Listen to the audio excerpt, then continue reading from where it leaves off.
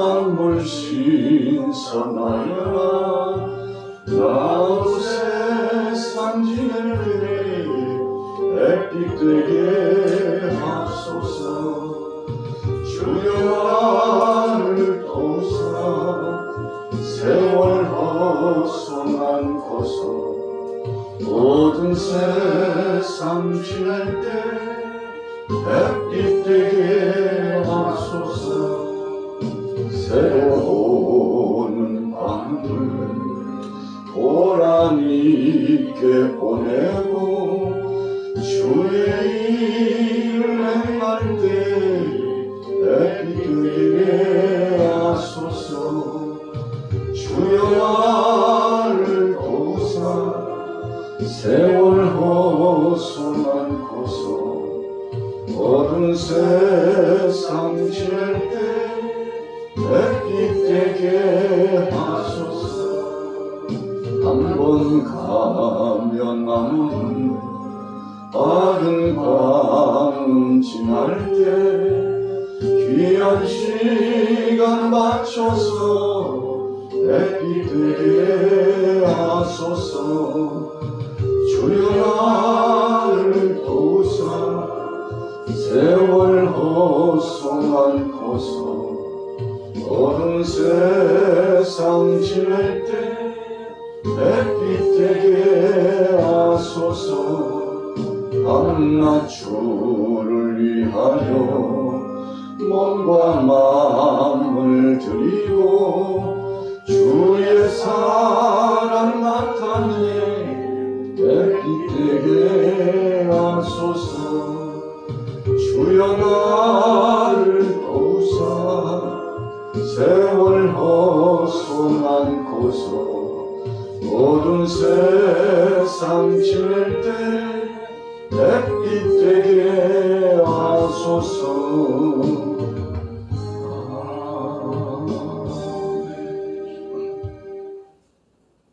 오늘은 마가복음의 결론편 마지막 강해가 진행되는 날입니다. 오늘 마가복음 16장 14절 이후에 주신 말씀은 제자들이 생명의 복음을 증가할 권세를 받았다. 전도의 능력을 받은 제자들이라고 하는 제목으로 함께 은혜를 나누고자 합니다. 오늘 본문의 초입의 시작을 이렇게 시작했습니다. 14절에 보면 그 후에 그랬습니다. 그 후가 어떤 때입니까? 첫째로는 예수님이 부활하신 이후에 그런 뜻입니다. 두 번째 의미는 주님의 부활 증거가 선포되었음에도 불구하고 믿지 않고 있는 연약한 제자들의 모습이 된 그 이후에 그런 의미가 있습니다. 예수님은 약해진 제자들을 그냥 내버려 두지 않으셨습니다. 찾아가셨습니다. 그리고는 그들에게 힘을 실어주었습니다. 물론 주님께서 그냥 찾아가시고만 마신 것이 아니라 첫째는 제자들을 책망하셨죠. 꾸짖으셨습니다. 아주 강하게 꾸짖으셨습니다. 그리고는 그들에게 위로해 주시고 권세와 능력이 어떤 것임을 선포해 주시고 그들에게 직접 권세를 주시면서 예수님께서 내버려 두지 않으시고 성령으로 동행하여 주셨습니다. 오늘 본문 말씀의 총론적인 의미겠죠. 자, 그렇다면 14절에 생각해 봅니다. 11 제자가 음식을 먹을 때 예수께서 그들에게 나타나사 그들의 믿음 없는 것과 마음이 완악한 것을 꾸짖으시니 이는 자기가 살아난 것을 본 자들의 말을 믿지 아니하며라. 우리가 지난 시간에 함께 말씀을 상고한 것처럼 여인들에 의해서 또 다른 제자들에 의해서 예수님이 부활하셨음을 전해주셨습니다. 천사의 명령이었죠. 하나님의 말씀을 받잡고 대언하는 천사들의 선포였습니다. 주님의 지상 명령이었습니다. 부활의 증거를 보았다면 품고만 있지 말고 나가서 전하라는 것입니다. 우리가 예수를 그리스도로 영접한 다음에 주님을 모시는 기쁨을 만끽합니다. 그것을 누려 삽니다. 예수님 때문에 삶이 달라집니다. 말이 달라지고 생각이 달라지고 일거수일투족이 달라졌습니다. 그러나 우리는 그 은혜를 받고 그냥 우리만 기뻐함으로 살지 않습니다. 오늘 본문에서 말씀하는 것처럼 거듭 나가서 생명의 복음을 전하는 것이죠. 그것이 하나님의 뜻입니다. 자, 그런데 제자들은 예수님의 부활의 소식을 받았음에도 불구하고 믿지 않았다 그랬어요. 예수님께서 책망하시는 이유 여러 가지가 있겠습니다만 가장 우선시되는 책망은 믿지 않았기 때문에 그렇습니다. 믿지 않으면 어떤 행동 반경이 나타납니까? 14절 중반절에 말씀하는 것처럼 첫째, 믿음이 없으면 두 번째 따르는 것이 마음이 완악해집니다. 이 완악해졌다는 것은 억척스러운 자기 고집을 가지고 완고한 자세를 갖고 자신의 자아를 깨트리지 못하고 주님의 말씀을 받아들이지 못하는 그런 어리석은 행동 반경의 모습을 의미하는 것입니다. 광야에서 불평하고 원망했던 사람들에게 불뱀이 나타나서 물었죠. 그때 살 길을 원했습니다. 그래서 모세를 통해서 하나님께서 피할 길, 살 길을 열어주셨는데 장대에 매달린 녹뱀을 바라보면 누구든지 장대에 매달린 녹뱀만 바라보면 몸이 퍼졌던 독도 해독되고 죽을 것 같은 사람도 살아나리라고 말씀했죠. 그러나 어떻게 되었습니까? 생명의 복음의 비밀스러운 예표적인 장대에 매달린 녹뱀이 세워졌지만 바라보고 회복된 사람도 있었지만 끝까지 고개 한번 돌리지 않고 믿음으로 나오지 않는 사람들 다 죽었습니다. 오늘 예수님이 그 말씀을 하시는 거예요. 증거적인 역사의 말씀이 이루어졌는데도 불구하고 또 직전에 예수님께서 3년 동안 공생의 기간 동안에 제자들에게 얼마나 많이 말씀해 주셨는지 몰라요. 십자가상에 못 박여 죽으시고 3일 만에 살아나리라. 죽고 나서 부활하신다고 말씀하셨죠. 그런데 정말 그분이 부활하셨어요. 목격하는 사람들이 있습니다. 천사들을 통해서 이 감격스러운 소식을 받고 또 길가에서 예수님 부활하신 주님을 직접 만나 뵙기도 하고 우리가 지난 시간에 말씀에 나타난 대로 막달라 마리에게 먼저 보이시니 9절에 그랬잖아요. 참 감격스러웠겠죠. 얼마나 기뻤겠습니까? 우리 인생 여정 가운데 세계 속에 최초로 만나주신 바로 그 사람, 참 세상적으로 보면 천박하게 살아가고 귀신에게 쓰여서 고통당하고 그리고 손가락질 받고 참 사람답게 살지 못했던 그 인생, 예수님 만나고 삶이 달라졌는데 주님이 죽으신 다음에도 얼마나 그분을 사모하고 고대했는지 몰라요. 주님의 말씀을 명심하고 기다렸다는 것입니다. 그래서 믿음대로 주님께서 그 우선순위대로 보여주시고 역사하셨다는 것을 증명해 주는 말씀입니다.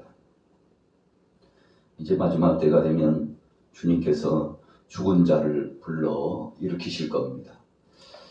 저나 여러분들이나 주님 오시기 전에 죽는다면 주님께서 순차에 따라 불러내실 겁니다. 무덤에 들어가서 흙 속에 들어가서 그것이 몇백 년 혹은 몇천 년 됐다 할지라도 퇴색해져서 티끌이 되어버리고 먼지가 돼서 다 사라졌다 할지라도 우리 주님이 각자의 이름을 부르신다고 했는데 주님이 불러주실 때 순서대로 일어난다고 했습니다. 무슨 순서입니까? 주님을 앙망하고 믿으며 하나님 앞에 온전한 믿음의 삶을 살아 죽은 사람 순서대로 부른다고 했어요. 참 기가 막힌 거 아닙니까? 하나님께서는 이처럼 순차에 따라서 주께서 정한 대로 부르신다고 그랬는데 살아남아있는 사람이 먼저 주님 앞에 갈 리는 없다. 바울 사도가 아주 강력하게 선포했지 않습니까? 죽은 사람이 먼저 일어나서 주님 앞에 나아가서 들림을 받고 그리고 살아있는 우리가 만약에 주님 오실 때 우리가 살아있다면 그 다음 차순으로 우리가 주님 앞에 올라가 함께하리라. 아주 적나라하게 상세하게 말씀을 주시고 있습니다. 자, 믿음 없으니까 마음이 완악해졌어요. 마음이 완악해지니까 그 삶과 그 얼굴색이며 그 모습이 참 초라했습니다. 오늘 말씀해 보니까 14절 초에 11 제자가 그랬어요. 가룟 유다 외에는 다 이제 연합하고 하나같이 되었습니다. 뭉치라 사는 거야. 흩어지지 말자고 함께 모여서 식사를 나누고 무슨 말이 오고 갔는지는 몰라요. 그러나 어떻든지 간에 분명한 것은 저들이 두문분출했어요. 밖에 나갈 수가 없습니다. 두렵습니다. 잡히면 죽는다는 공포감에 젖어 있습니다. 예수님이 죽으셨다는 것 때문에 상실감에 빠져 있습니다. 그래서 예수님 뭐라고 책망하셨습니까? 너희가 믿음이 없어가지고 그렇게 책망하셨어요. 부활의 증거를 선포해줘도 믿지 않고 다시 살아난다고 말씀해 주셨어도 기대감도 없이 절망감에 빠져있는 저들에게 믿음이 없고 완악한 자들아, 너희가 왜 믿지 않았느냐, 그렇게 말씀하셨는데 예수님 그렇게 책망하시고는 제자들의 마음을 다독여 주시고 위로해 주시고 힘을 실어 주시고 권세를 주시고 능력 주셔서 다시금 제 사명을 감당하도록 역사해 주셨죠. 그래서 이것을 우리는 주님의 사랑이라고 표현하는 것입니다. 전자에 책망하셨던 것은 공의적인 주님의 모습이지만 그러나 주님 바로 덮어주시고 저들에게 힘을 실어주시는 것은 주님의 사랑입니다. 그리고 마음을 추스리게 한 다음에 15절부터 본격적으로 제 사명의 인식을 나타내 주십니다. 15절에 또 이르시되 너희는 온 천하에 다니며 만민에게 복음을 전파하라. 이 당시에는 본 동네 예루살렘 중심으로만 복음을 전했습니다.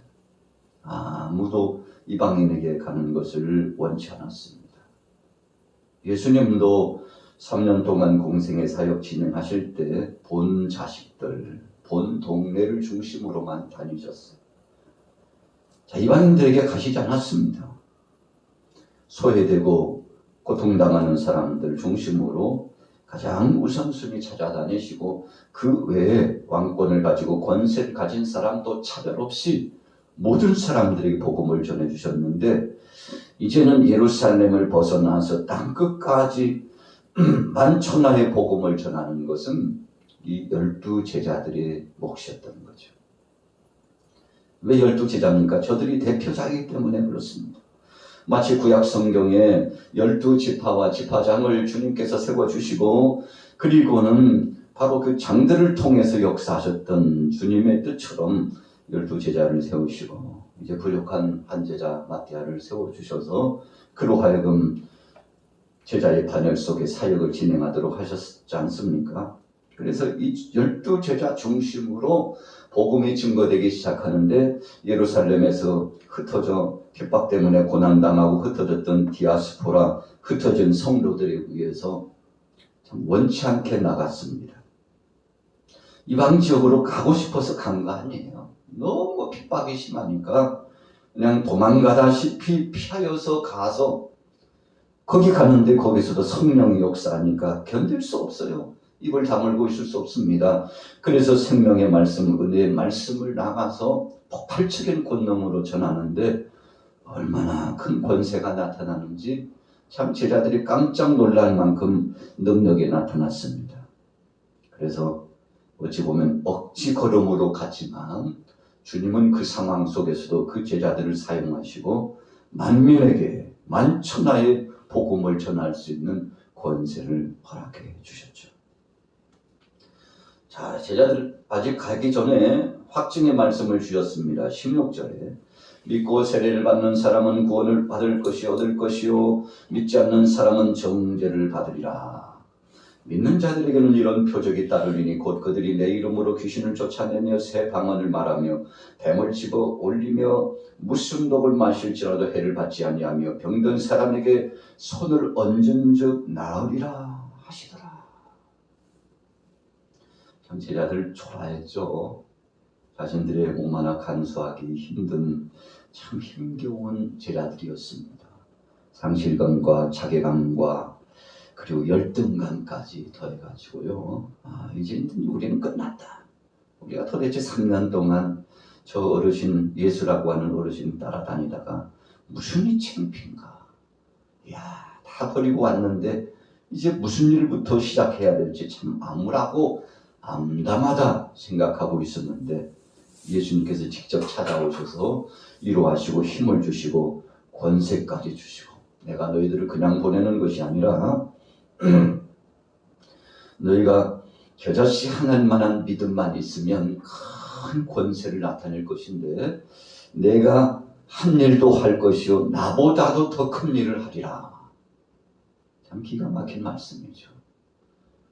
연약하고 참 배움도 적고 또 비겁하고 충성한다던 제자들 주님 떠나고 불충하고 어찌 보면 배은망덕하고, 그런데 주님은요 다 그들을 위로하시고 힘을 주시고 다시금 마음을 다잡아 주시고, 너희가 믿고만 가면 돼. 너희가 믿고 가기만 하면 그 다음은 내가 역사해 줄게. 여러분, 이 말씀을 계속 주님께서 위로하시면서 40일 동안 권면해 주시고 힘을 실어 주신 겁니다. 그래서 예수님께서 괜히 40일 동안 계시다가 승천하신 것이 아니고 이 마음 약해지고 아직 회복되지 못한 제자들을 회복시키고자 주님 그렇게 하신 거죠. 그래서 500여 형제, 바울이 고백하고 정리한 말씀에 의하면 500여 형제들에게 보여주셨다. 그냥 형제들이라고 하는 이런 남성 명사 중심으로만 말씀하셨으니 그 외에도 얼마나 많은 사람들이 주님으로부터 위로를 받고 힘을 얻었겠습니까? 다 새롭게 되었습니다. 성령 안에 또 새로운 힘을 얻었습니다. 그래서 이제 마침내 19절과 20절의 실천적인 역사가 나타나는 거죠. 결론입니다. 주 예수께서 말씀을 마치신 후에 하늘로 올려지사 하나님 우편에 앉으시니라. 제자들이 나가 두루 전파할세 주께서 함께 역사하사 그 따르는 표적으로 말씀을 확실히 증언하시니라. 자, 보세요. 19절은 예수님이 이제 승천하시죠. 약속대로 승천한 겁니다. 내가 아버지께 가면 너에게 보혜사 성령을 부어주리라. 예수님 승천하신 이유와 목적은 성령 보내주시려고 가신 겁니다. 이 시대가 바뀌었어요. 우리가 구약에서는 성부의 시대라고 하고요. 신약에 와서는 예수님께서 성자의 시대라고 말합니다. 그리고 주님이 승천하신 다음에는 성령의 시대, 교회의 시대라고 말합니다. 그래서 아직도 우리는 성령의 시대, 교회의 시대를 살아가고 있는데, 주님이 승천하신 다음에 10일 동안 제자들이 기다리고 간절히 기도했더니 오순절날 마가의 다락방에 불같은 성령이, 바람같은 성령이 앉아있는 사람들에게 임했습니다. 그랬더니 자신들도 모르게 권세가 나타나고 능력이 나타나고, 그리고는 마음이 불타오르고 뜨거운 열정이 생기고 비겁했던 제자들이 나아가서 앞다투어 복음을 전하기 시작합니다. 그때 믿음으로 발걸음을 재촉했던 제자들을 예수님이 그냥 내버려 두지 않으셨다는 것입니다. 그래서 20절이 결론인데 주께서 함께 역사하사. 자, 믿음으로 가니까 주님이 함께 역사하사. 그래서 우리는 전도할 때 두려워할 필요 없습니다. 또 어떤 결과 때문에 당황스러워할 필요 없습니다. 그냥 실천하면 그 다음은 책임지고 주님 뜻에 순종하면 그 다음 주께서 교회에 함께 하시고 우리의 가정에 함께 하시고 생업의 현장에 일거수일투족에 함께 하십니다. 오늘 본문의 말씀의 결론, 믿으면 기적을 체험하리라. 믿으면 표적이 나타나리라. 믿으면 주님이 역사해 주시리라. 이 중요한 모토와 같은 말씀 기억하시면서 오늘 하루도 승리하게 되시기를 예수님의 이름으로 축원합니다.